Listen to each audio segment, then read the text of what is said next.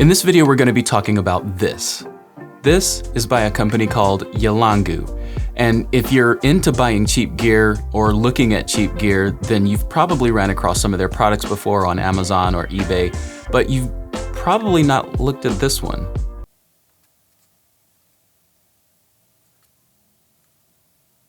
Let's check it out.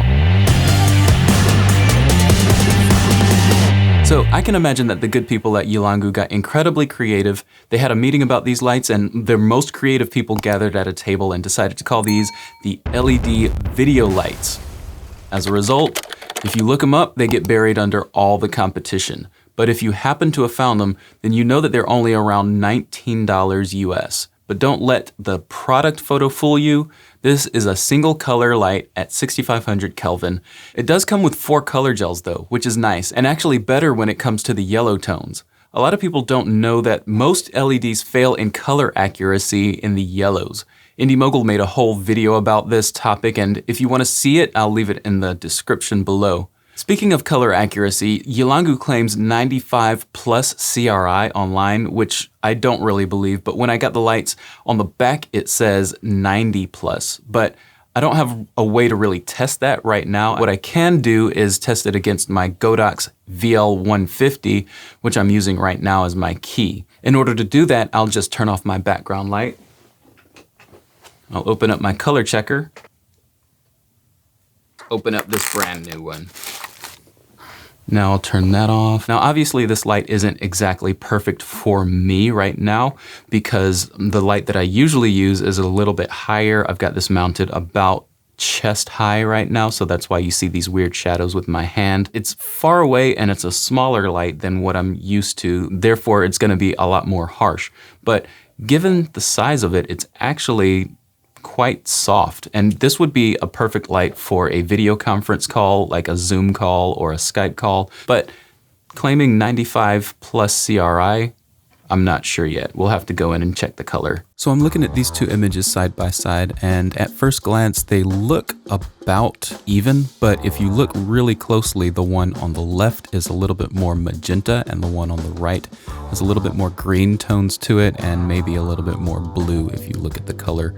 Now, if we pull up these color numbers, then we can actually see what's actually going on. Looks like the flesh tones are a little bit different. The grays are a little bit different. So let's correct for that. So all I did here was take the white balance selector in the Lumetri color panels and color corrected to the gray card. And you can see in the image to the right, it's still a little bit more green, and on the image to the left, it's still a little bit more magenta in the flesh tones. And if we pull up the numbers again, we can see what's going on there. But if you just look at it with your eye, you can tell that the colors are a little bit more muted on the right side. That means that the CRI is definitely less than the CRI on the Godox VL150, which is what I expected. Now, one problem these cheaper LEDs have is that they start off with a pretty decent CRI, but the manufacturer tends to overpower the LEDs. So if you want to use them at full power for more than 15 minutes or so, they'll burn and lose that incredible CRI that they get to claim. So knowing that, I bought 2 of these. Here's one and here's the other. This is the one I just used for my test, and it's the newest one. This is one that I've been using for about 2 weeks now. So let's compare this one, the new one, to this one, the old one. New, old. This is the color checker from the more new Yelangu light. This is the color checker from the older Yelangu that I've been using for about 2 weeks. So I should start out by saying that this isn't supposed to be like a super scientific test here. It's literally just to compare the old light to the new light.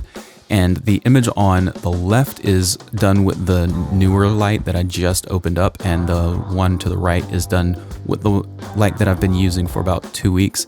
And to my surprise, the light to the right is actually brighter than the light to the left. I had these lights set to the brightest setting, and they were at the same distance away, less than 2 feet from the lens of my camera. You can tell in the color boxes to the top right, those colors are just insanely bad for the Yelangu that I've been using for a while, but they look pretty good on the one to the left. That has to do with some of the blown out issues, of course, but also you should be able to see those colors. So it does seem to be overpowering the LEDs, so be careful when you use it at full strength if you plan on using this as a face light and you really want to get those skin tones. All right, so here's some things I like about the lights. They've got built-in rechargeable batteries. They've got a 1/4 thread screw hole for easy attachment to a camera, a tripod, or really anything else with a 1/4 thread screw. I like that it comes with these gels. It makes buying this light more appealing than just buying an LED without gels. And number 4, I like the price. At $18.99, these lights are a viable option that you should at least consider if you're in the market for a small light like this. More on that later, but here's what I don't like. Number 1, the build quality. These are plastic and the air vents are everywhere, to the point where I don't even want to take these around my sink, let alone outside in the rain. And listen to this. There's nothing in here. It's just kind of rattling around. The battery life is insanely bad. They only have about 30 minutes of usable light before you have to recharge them, but there is a bright spot. If you plug them in, they last as long as you need them to, and they do work while they're plugged in. So that's nice to have as an option. And I'm sure you could use a USB battery or something like that if you were gonna be traveling to a place that didn't have electricity. Number 3, I don't really like these touch buttons. I was intrigued by this feature before I actually used it, but now that I've got it in my hand, I kind of wish that they were just normal buttons where I could just press that and slide for turning it up and down as far as the brightness is concerned. I just don't like that if I pick it up wrong, like if I go to grab it like this, the light's gonna come on. Because the way that you turn these on is this power button right here. You just kind of touch it and hold it for 3 seconds and the light comes on. And if you do that when you're picking it up, you can't even tell that you're on the power button and it's just gonna come on. And I actually took this and put it in my pocket and the light came on while it was in my pocket.